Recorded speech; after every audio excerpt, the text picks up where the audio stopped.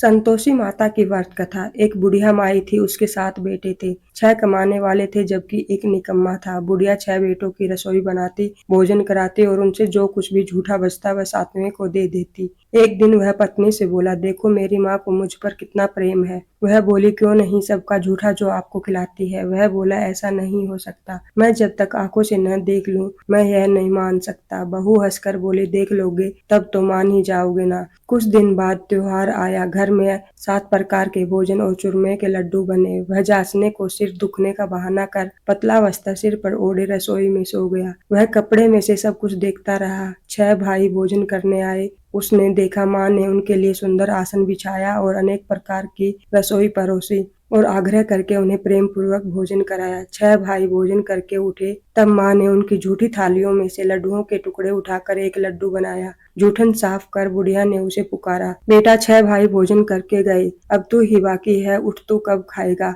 वह कहने लगा, माँ मुझे भोजन नहीं करना, मैं अब परदेश जा रहा हूँ। माँ ने कहा, कल जाता है तो आज ही चला जा। वह बोला, हाँ आज ही जा रहा हूँ। यह कहकर वह घर से निकल गया। प्रिय भक्तों, चलते समय उसे अपनी पत्नी की याद आई। वह गौशाला में उपले पाथ रही थी। वहां जाकर बोला, हम जावे परदेश आवेंगे कुछ काल, तुम रहो संतोष से धर्म आपनो पाल। वह बोली, जाओ पिया आनंद से हमारो सोच हटाए, राम भरोसे हम रहे ईश्वर तुम्हें सहाय। दो निशानी आपन देख धरू मैं धीर सुधी, मति हमारी विसरियो रखियो मन गंभीर। वह बोला, मेरे पास तो कुछ नहीं, यह अंगूठी है सो ले लो और अपनी कुछ निशानी मुझे दे दो। बोली, मेरे पास क्या है, यह गोबर भरा हाथ है। यह कहकर उसकी पीठ पर गोबर के हाथ की थाप मार दी और वह चल दिया। चलते चलते दूर देश पहुंचा। वहां एक साहूकार की दुकान थी। वहां जाकर कहने लगा, भाई मुझे नौकरी पर रख लो तो तुम्हारा बड़ा ही उपकार होगा। साहूकार को एक नौकर की जरूरत थी और वह बोला, रह जा। लड़के ने पूछा, तनख्वाह क्या दोगे। साहूकार ने कहा, देखो भाई, काम देखकर दान मिलेगा। उसे साहूकार की नौकरी मिली। वह सुबह 8 बजे से लेकर रात के 10 बजे तक नौकरी करने लगा। कुछ दिनों में दुकान का सारा लेन देन, हिसाब किताब, ग्राहकों को माल बेचना, सारा काम करने लगा। साहूकार के 7-8 नौकर थे। वह सब चक्कर खाने लगे। बड़े ही आश्चर्यचकित होने लगे कि यह तो बड़ा ही होशियार बन गया। सेठ ने भी सारा काम उसे सौंप दिया है और 3 महीने में ही उसे आधे मुनाफे का हिस्सेदार बना दिया। वह कुछ वर्षों में ही नामी सेठ बन गया और मालिक सारा कारोबार उस पर छोड़कर तीर्थ यात्रा के लिए चला गया। इधर उसकी पत्नी को सास ससुर दुख देने लगे। सारे गृहस्थी का काम उससे करवाने लगे। उसे लकड़ियां लेने जंगल भेजते। इस बीच घर के आटे से जो भूसी निकलती उसकी रोटी बनाकर रख दी जाती और फूटे नारियल के नारे में पानी दिया जाता। उसे चोकर की रोटी खाने को मिलती और नारियल के नारेले में पानी। एक दिन वह लकड़ी लेने जा रही थी। रास्ते में बहुत सी स्त्रियां संतोषी माता का व्रत करती दिखाई दी। वह वहां खड़ी होकर कथा सुनने लगी और पूछा, बहनों तुम किस देवता की कथा कर रही हो, इससे करने से क्या फल मिलता है। यदि तुम इस व्रत का विधान मुझे समझाकर कहोगी तो मैं तुम्हारा बड़ा ही एहसान मानूंगी। तब उनमें से एक स्त्री बोली, बहन सुनो, यह संतोषी माता का व्रत है। इसके करने से निर्धनता दरिद्रता का नाश होता है और कुछ मन में कामना हो वह संतोषी माता अवश्य पूरी करती है। तब उसने उससे व्रत की विधि पूछी तो वह भक्ति स्त्री बोली, देखो बहन, 1.25 आने का गुड़ चना लेना, इच्छा हो तो 1.25 पाव या 1.25 रुपए का भी सहूलियत के अनुसार लाना, बिना परेशानियों और श्रद्धा व प्रेम से जितना भी बन पड़े कर लेना। प्रत्येक शुक्रवार को निराहार रहकर कथा सुनना। इसके बीच कर्म टूटे नहीं, लगातार नियम पालन करना। सुनने वाला कोई न मिले तो घी का दीपक जलाकर उसके आगे जल के पात्र को सामने रखकर कथा कहना। जब तक कार्य सिद्ध न हो नियम का पालन करना और कार्य सिद्ध हो जाने पर व्रत का उद्यापन करना। 3 मास में माता मनोकामना पूरी करती है। यदि किसी के घर खोटे भी हों तो भी माता वर्ष भर में कार्य सिद्ध करती है। फल सिद्धि होने पर उद्यापन करना चाहिए, बीच में नहीं। उद्यापन में 1.25 सेर आटे का खाना बनाना चाहिए। इसी परिणाम से खीर तथा चने का साग बनाना चाहिए। 8 लड़कों को भोजन कराना चाहिए। जहाँ तक मिले देवर जेठ भाई बंधु के हों, ना मिले तो रिश्तेदार और पास पड़ोस को बुलाना चाहिए। उन्हें भोजन करा के यथाशक्ति दक्षिणा दे माता का नियम पूरा करना चाहिए। उस दिन घर में खटाई खाना मना होता है। यह सब सुन बुढ़िया के लड़के की बहू वहां से चल दी। बहू ने रास्ते में लकड़ी के बोझ को बेच दिया और उन पैसों से गुड़ चना ले माता के व्रत की तैयारी कर आगे चली और सामने मंदिर देखकर पूछने लगी, यह किसका मंदिर है। सब कहने लगे कि संतोषी माता का मंदिर है। यह सुनकर माता के मंदिर में जाकर चरणों में लेट गई। दीन भाव से विनती करने लगी और कहने लगी, हे माँ, मैं बहुत ही अज्ञानी हूँ, व्रत के कुछ भी नियम नहीं जानती हूँ, मैं दुखी हूँ। हे माता जगत जननी, मेरा दुख दूर कर। मैं तेरी शरण में हूँ। माता को दया आई। एक शुक्रवार बीता कि दूसरे शुक्रवार को उसके पति का पत्र आया और तीसरे शुक्रवार को उसका भेजा हुआ पैसा भी आ गया। यह देखकर जेठ जेठानी मुंह सिकोड़ने लगे। लड़के ताने देने लगे। काकी के पास पत्र आने लगे, रुपया आने लगा। अब तो काकी की खातिरदारी बढ़ेगी। बेचारी सरलता से कहती, भैया कागज आवे, रुपया आवे, हम सब के लिए अच्छा है। ऐसा कहकर आंखों में आंसू भरकर संतोषी माता के मंदिर में आ गई। मातेश्वरी के चरणों में गिरकर रोने लगी और बोली, माँ मैंने तुमसे पैसा कब मांगा है? मुझे पैसे से क्या काम है? मुझे तो अपने सुहाग से काम है। मैं तो अपने स्वामी के दर्शन मांगती हूँ। तब माता ने प्रसन्न होकर कहा, जा बेटी, तेरा स्वामी आएगा। यह सुनकर खुशी से बावली होकर घर में जाकर काम करने लगी। अब संतोषी माँ विचार करने लगी, इस भोली पुत्री को मैंने तो कह दिया कि तेरा पति आएगा, लेकिन कैसे? वह तो इसे सौपन में भी याद नहीं करता। उसे याद दिलाने को मुझे ही जाना पड़ेगा। इस तरह माताजी उस बुढ़िया के बेटे के पास जाकर सौपन में प्रकट होकर कहने लगी, हे साहूकार के बेटे, सो रहा है या जाग रहा है? वह कहने लगा, माता सोता भी नहीं, जागता भी नहीं, कहो क्या आज्ञा है? माँ कहने लगी, तेरे घर बार कुछ है कि नहीं? वह बोला, मेरे पास सब कुछ है। माँ है, बाप है, बहू है, क्या कमी है? माँ बोली, भोले पुत्र, तेरी बहू घोर कष्ट उठा रही है। तेरे माँ बाप उसे बहुत कष्ट दे रहे हैं। वह तेरे लिए तरस रही है, तू उसकी सुध नहीं ले रहा है। वह बोला, हाँ माताजी, यह तो मालूम है, परंतु जाऊं कैसे? परदेश की बात है, लेन देन का कोई हिसाब नहीं, कोई जाने का रास्ता नहीं आता, कैसे चला जाऊं? माँ कहने लगी, मेरी बात मान, सवेरे नहा धोकर संतोषी माता का नाम ले, घी का दीपक जला, दंडवत प्रणाम करके दुकान पर जाकर बैठ जा। देखते देखते सारा लेन देन हो जाएगा, जमा माल बिक जाएगा, धन का भारी ढेर लग जाएगा। अब जब सुबह होती है तो वह माता रानी को प्रणाम कर उसकी बात मानकर नहा धोकर संतोषी माता को दंडवत प्रणाम करके घी का दीपक जलाकर दुकान पर जा बैठा। थोड़ी देर में देने वाले रुपये लाने लगे, लेने वाले हिसाब लेने लगे। कोठे में भरे सामान के खरीदार नगद दाम सौदा लेने लगे। शाम तक धन का भारी ढेर लग गया। मन में माता का नाम लेकर चमत्कार देख वह प्रसन्न हो गया। घर ले जाने के वास्ते गहना कपड़ा सामान खरीदने लगा। यहाँ काम से निपटकर वह तुरंत घर को रवाना हुआ। उधर उसकी पत्नी जंगल में लकड़ी लेने जाती है। लौटते वक्त माताजी के मंदिर में आराम करती है। वह तो उसके प्रतिदिन रुकने का जो स्थान ठहरा। उधर धूल उड़ती देखकर वह माता से पूछने लगती है कि हे माता, यह धूल कैसे उड़ रही है? माता कहती है, हे पुत्री, तेरा पति घोड़े पर बैठकर आ रहा है। अब तू ऐसा कर कि लकड़ियों के 3 बोझ बना ले, एक नदी के किनारे रख, दूसरा मेरे मंदिर के पास, तीसरा अपने सिर पर। तेरे पति को लकड़ियों का गट्ठर देखकर मोह पैदा होगा। वह यहाँ रुकेगा, नाश्ता पानी बनाकर खाकर माँ से मिलने जाएगा। तब तू लकड़ियों का बोझ उठाकर जाना और चौके में गट्ठर डालकर जोर से आवाज लगाना कि लो सासू जी, लकड़ियों का गट्ठर लो, चोकर की रोटी दो और नारियल के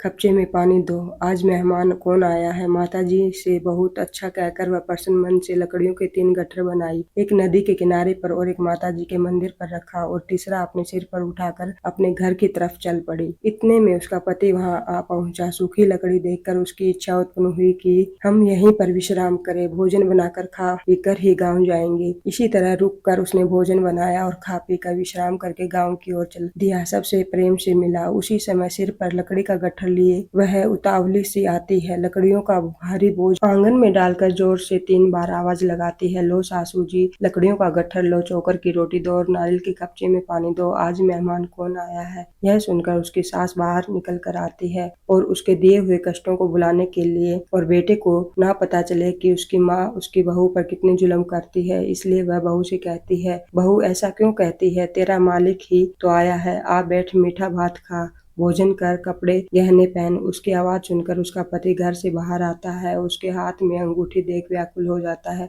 माँ से पूछता है, माँ यह कौन है? माँ बोली, बेटा क्या बताऊं, यह तेरी बहू है। जब से तू गया है तब से सारे गांव में भटकती फिरती है, घर का काम काज कुछ नहीं करती, 4 पहर आकर खाती है। वह बोला, ठीक है माँ, मैंने इसे भी देखा और तुम्हें भी। अब तुम दूसरे घर की ताली दो, उसमें मैं रहूंगा। माँ बोली, ठीक है, जैसी तेरी मर्जी। तब वह दूसरे मकान की तीसरी मंजिल का कमरा खोलकर सारा सामान जमाया। एक दिन में राजा के महल जैसा ठाट बाट बन गया। अब क्या था, बहू सुख भोगने लगी। इतने में शुक्रवार का दिन आया। शुक्रवार व्रत के उद्यापन में तब उसने अपने पति से कहा, हे स्वामी, मुझे संतोषी माता के व्रत का उद्यापन करना है। पति बोला, खुशी से कर लो। वह उद्यापन करने की तैयारी करने लगी। जेठानी के लड़कों को भोजन वह उद्यापन करने की तैयारी करने लगी। जेठानी के लड़कों को भोजन के लिए कहने गई। उन्होंने मंजूर किया, परंतु पीछे से जेठानी ने अपने बच्चों को सिखाया कि वो भोजन करने के बाद खटाई मांगे, जिससे उनका उद्यापन पूरा नहीं होगा। जब लड़के भोजन करने आए, खीर खाया और पकवान पेट भर खाए, परंतु बाद में खाते ही कहने लगे कि हमें खटाई दो, खीर खाना हमको नहीं भाता। यह देखकर अरुचि लगती है। वह कहने लगी, भाई खटाई किसी को नहीं मिलेगा, यह तो संतोषी माता का प्रसाद है। लड़के उठ खड़े हुए और बोले, पैसे लाओ। भोली बहू कुछ जानती नहीं थी, उन्हें पैसे दे दिए। अब क्या था, लड़के उसी समय बाजार से इमली का खटाई लेकर आए और खाने लगे। यह देखकर संतोषी माता रुष्ट हो गई। माताजी ने बहू पर प्रकोप किया। राजा के दूत उसके पति को पकड़ कर ले गए। जेठ जेठानी मन माने वचन कहने लगे कि लूट लूट कर धन इकट्ठा कर लाया है, अब सब मालूम पड़ जाएगा। जब जेल की मार खाएगा तो अकल ठिकाने आ जाएगी। प्रिय भक्त बहू से यह सब सहन नहीं हुआ और वह रोती हुई माता जी के मंदिर गई। कहने लगी, माँ तुमने क्या किया? हंसाकर अब भक्तों को रुलाने लगी। तब माता बोली, हे बेटी, तूने उद्यापन के समय लड़कों को खटाई देकर मेरा व्रत भंग किया है। वह कहने लगी, माता मैंने कुछ अपराध नहीं किया, मैंने तो भूल से लड़कों को पैसे दे दिए थे, मुझे क्षमा करे, मैं फिर से तुम्हारा उद्यापन करूंगी। माँ बोली, अब भूल मत करना। वह कहती है, अब भूल नहीं होगी। हे माँ, अब बताओ मैं वे कैसे आएंगे? माँ बोली, जा पुत्री, तेरा पति तुझे रास्ते में आता हुआ मिलेगा। जब वह मंदिर से निकली तो रास्ते में पति आता हुआ मिला। वह उससे पूछी, कहाँ गए थे? वह कहने लगा, इतना धन तो जो कमाया है उसका कर राजा ने मांगा था, वह भरने गया था। वह प्रसन्न होकर बोली, भला हुआ, अब घर चलो। कुछ दिन बाद फिर शुक्रवार आया। वह बोली कि हे पतिदेव, मुझे फिर से माता का उद्यापन करना है। पति ने कहा, करो। फिर बहू जेठ के लड़कों को भोजन के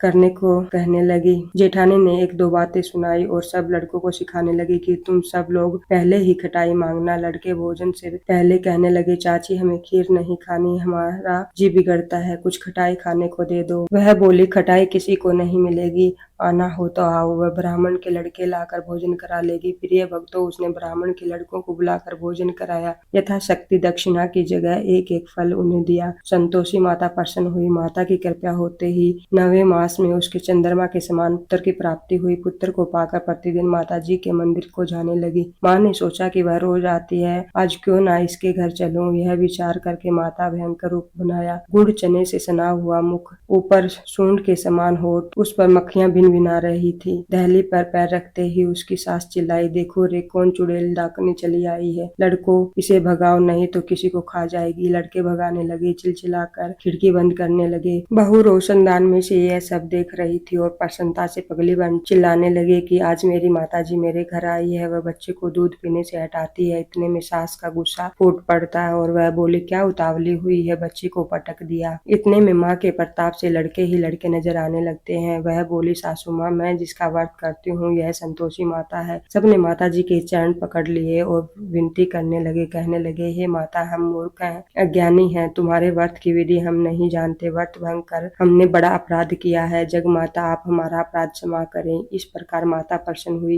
हे संतोषी माता, बहू को प्रसन्न हो जैसा फल दिया वैसा माता सबको देना। इस कथा कहानी को कहते और सुनने वाले, पुकार भरने वाले सबकी मनोकामनाएं पूरी करना। बोलिए संतोषी माता की जय। प्रिय भक्तों, अब आइए सुनते हैं शुक्रवार की दूसरी कथा। एक समय की बात है, एक नगर में एक किसान, ब्राह्मण और वैश्य जाति के 3 लड़कों में परस्पर गहरी मित्रता थी। उन तीनों का विवाह भी हो गया था। ब्राह्मण और किसान के लड़कों का गोना हो गया था, परंतु वैश्य के लड़के का गोना नहीं हुआ था। एक दिन किसान के लड़के ने वैश्य के लड़के से कहा, हे मित्र, तुम गोना करा के अपनी स्त्री को घर क्यों नहीं लाते? स्त्री के बिना घर घर नहीं लगता है। वह बातें वैश्य के लड़के को जच गई। वह कहने लगा कि मैं अभी जाकर गोना करा के लाता हूँ। ब्राह्मण के लड़के ने कहा, अभी मत जाओ, क्योंकि शुक्र अस्त हो गया है, जब उदय हो जाए तब जाकर लेकर आना। परंतु वैश्य के लड़के को ऐसी जिद हो गई कि वह किसी प्रकार से नहीं माना। जब उसने घर वालों से सुना तो उन्होंने भी बहुत समझाया, परंतु जब किसी प्रकार से नहीं माना और अपने ससुराल चला गया। उनको आया हुआ देखकर ससुराल वाले भी चकरा गए। जहाँ माता का स्वागत सत्कार करने के बाद उन्होंने ने पूछा, आपका कैसे आना हुआ? वेश्या पुत्र बोला कि मैं अपनी पत्नी को विदा कराने के लिए आया हूँ। ससुराल वालों ने भी उन्हें समझाया कि इस दिन शुक्र अस्त है, उदय होने पर ले जाना, परंतु उसने एक नहीं सुनी और पत्नी को ले जाने का आग्रह करता रहा। जब वह किसी प्रकार न माना तो उन्होंने लाचार होकर अपनी पुत्री को विदा करना पड़ा। वेश्या पुत्र पत्नी को रथ में बिठाकर अपने घर की ओर चल पड़ा। थोड़ी दूर आने के बाद मार्ग में रथ का पहिया टूट कर गिर गया और बैल का पैर टूट गया। उसकी पत्नी भी गिर गई और घायल हो गई। जब आगे चले तो रास्ते में डाकू मिले। उनके पास जो धन, वस्त्र और आभूषण थे वह सब छिन गए। इस प्रकार अनेक कष्टों का सामना करना पड़ा। तब जब पत्नी अपने घर पहुंची तो घर आते ही वेश्या के लड़के को सर्प ने काट लिया। वह मूर्छित होकर गिर पड़ा। तब उसकी स्त्री अत्यंत विलाप करने लगी। सेठ ने अपने पुत्र को वेद को दिखाया तो वेद कहने लगे, यह 3 दिन में मृत्यु को प्राप्त हो जाएगा। जब उसके मित्र ब्राह्मण के लड़के को सारी बात पता लगी तो उसने घर आकर सनातन धर्म की परंपरा के अनुसार जिस समय शुक्र अस्त हो तो कोई भी अपनी स्त्री को नहीं लाता, परंतु यह शुक्र के अस्त में भी स्त्री को विदा करके लाया है। इस कारण सारे